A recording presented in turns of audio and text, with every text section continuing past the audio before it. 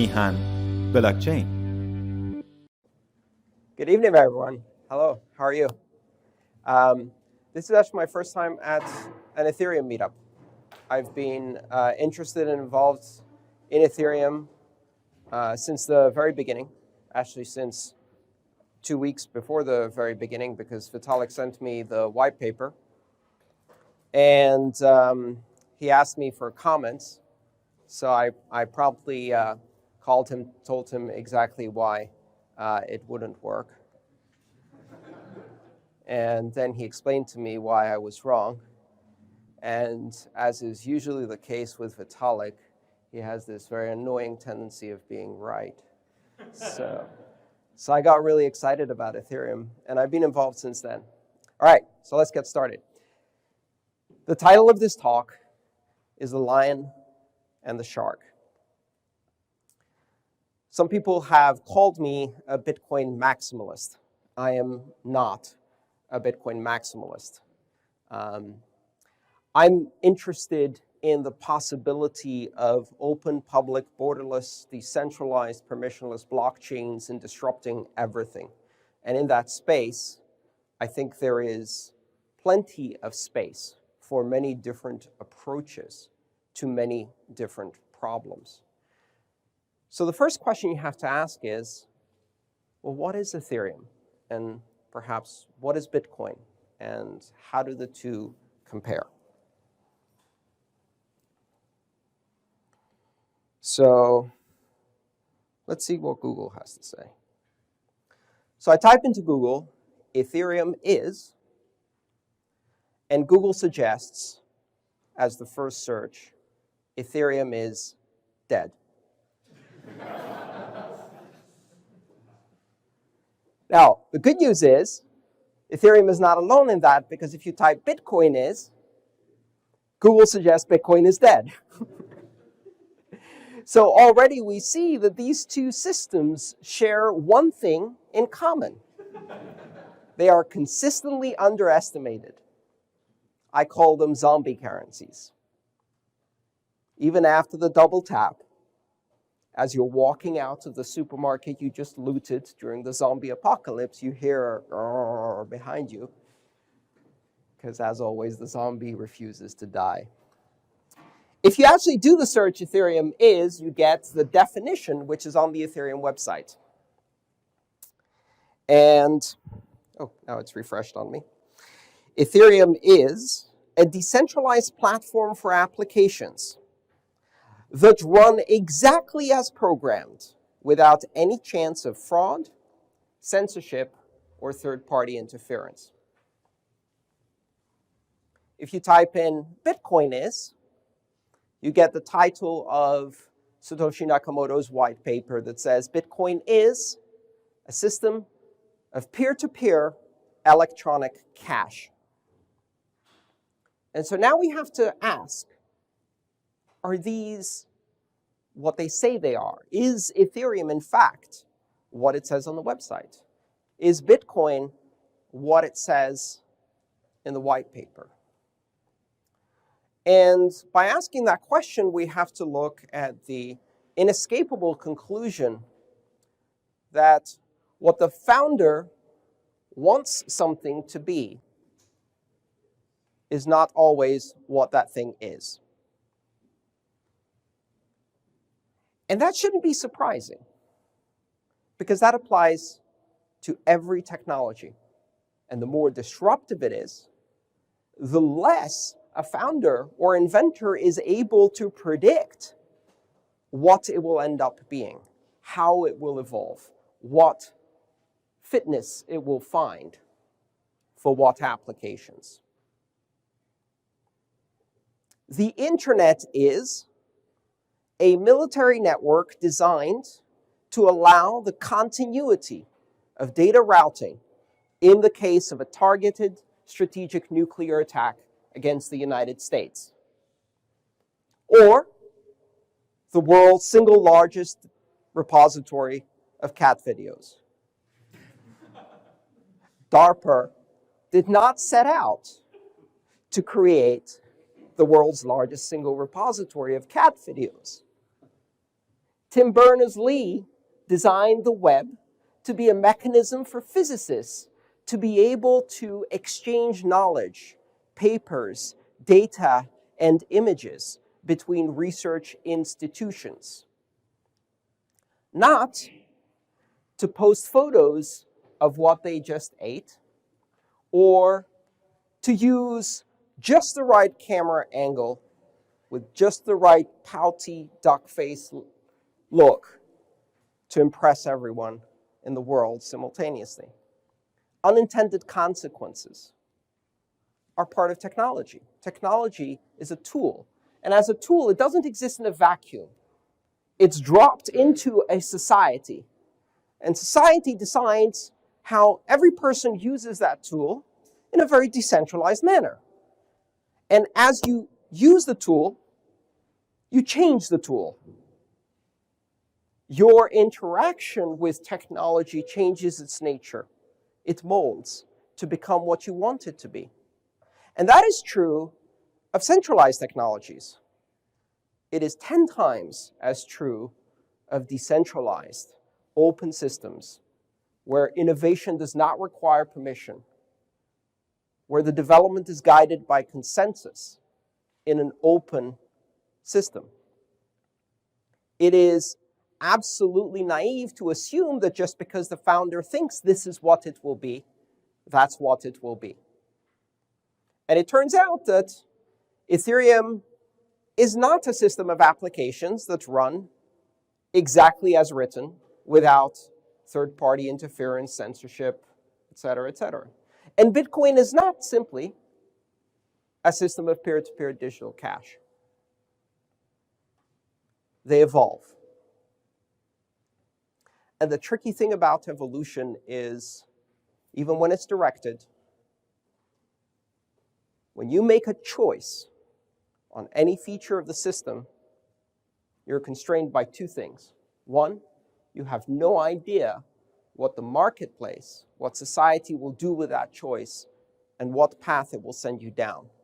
And more importantly, when you make that choice, you are always making a trade-off. If you choose one path, you close the possibility of pursuing other paths.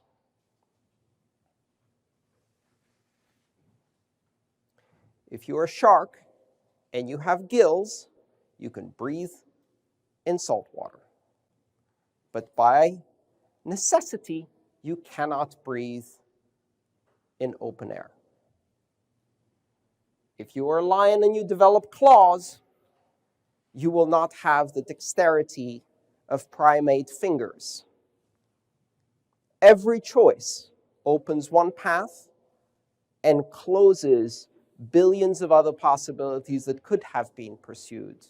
Even if you knew exactly where you're going, choices have consequences. They limit things. They are trade-offs. They are inherently trade-offs. And the reason I'm using the lion and the shark as an example is because I think that is one way to look at these systems of blockchains that we have, Ethereum and Bitcoin, when comparing them. If Ethereum is a shark, it is the apex predator within its own environment.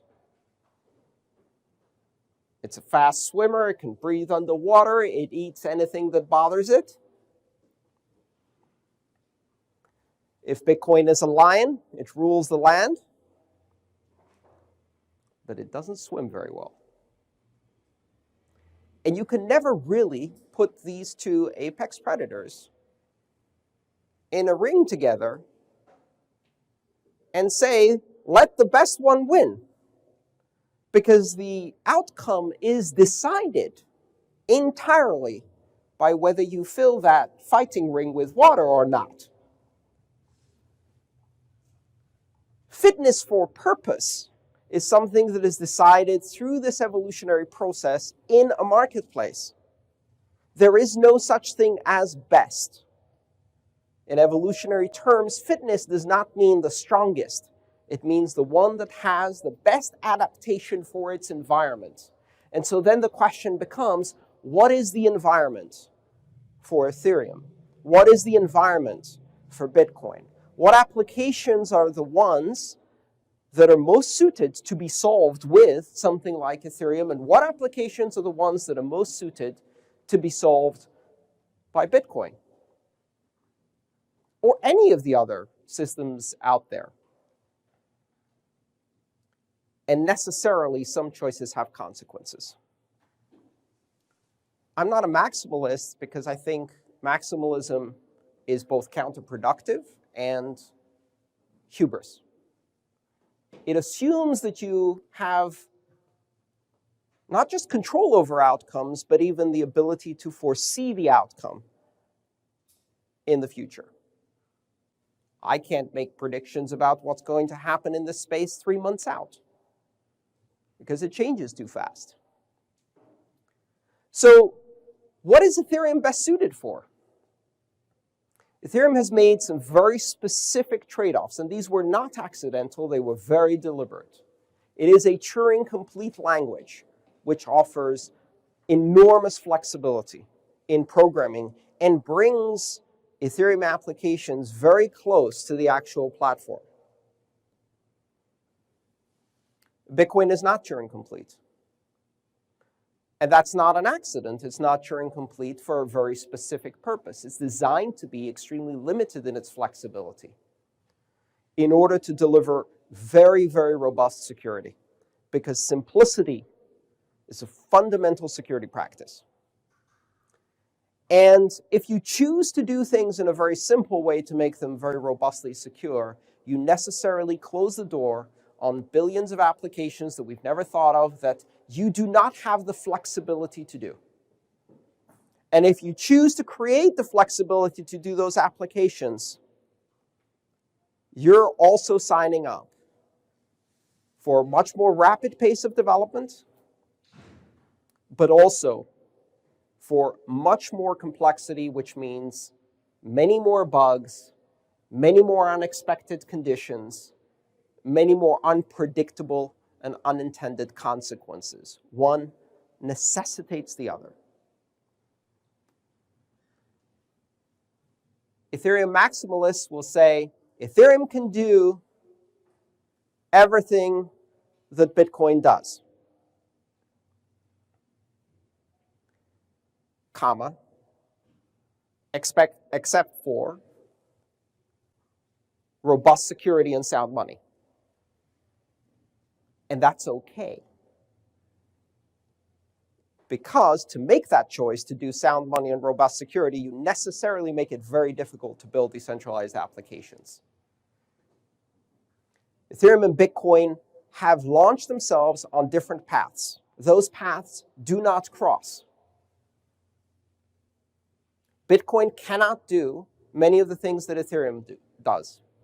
Ethereum cannot do many of the things that Bitcoin does. But they can both do something miraculous.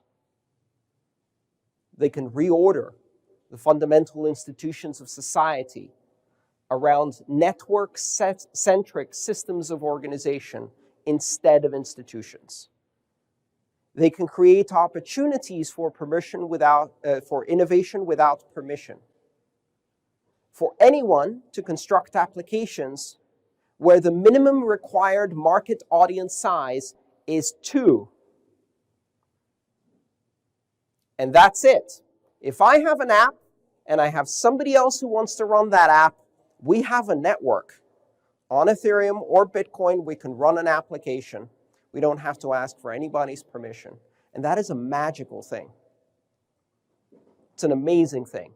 And what it's doing in both cases is creating this exponential explosion of innovation that we've never seen. And it's going to affect some societal institutions and structures that have remained unchanged since the beginning of the Industrial Revolution. And that is the unique promise. I am not a Bitcoin maximalist. I am not an Ethereum maximalist.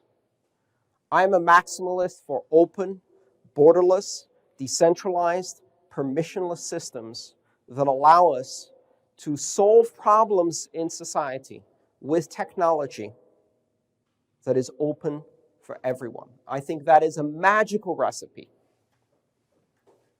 And it doesn't matter whether you try to solve them in Ethereum or try to solve them in Bitcoin or what you think Bitcoin is or what you think Ethereum is, because you don't get to decide. And even Vitalik doesn't get to decide. The market decides. And if you wanted a system where the founder decides, we already have those. They're called hierarchical institutions. Our society is run by them. If you want a system where there is no possibility for evolution into uncharted territory, there is no possibility for change with unintended consequences, then you appoint a dictator. They make all of the choices. Things are much more simple. The outcomes are predictable. Economic exclusion, human misery, poverty, the loss of freedom. Predictable outcomes, however. Some will benefit tremendously from these systems. But in engaging in this particular system, in signing up to play in the sandbox of Ethereum or Bitcoin, you are saying, I don't know what will happen because I'm not in charge. And even better, nobody knows what will happen because no one is in charge, because these systems have been unleashed into a sea of creativity where the market will decide what applications they think are best. And maybe it will work and maybe it won't. And in the end, these things will fall into a niche where they fit perfectly for a very special set of applications. And we have no idea what these will be. Celebrate the lion. Celebrate the shark. They're both kings of their own unique environmental niche. Thank you. میهن بلاکچین